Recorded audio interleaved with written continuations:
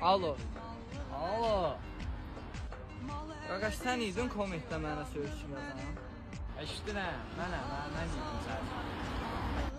Hardasan hə cındır. Dındır özün sən hə? Hardasan?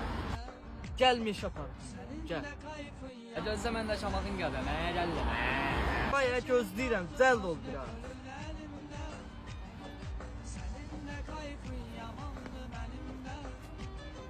Harda qaldın? Nə gözləyirəm vaxt səni. Gəl görün bura. Qaqaş market deyən.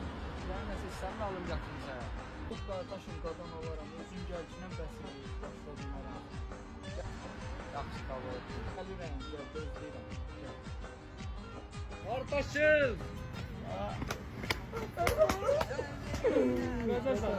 Gedək tez basar. Boğuluram bu dert duvarın içinde. Ömür bitir dört divarın içinde.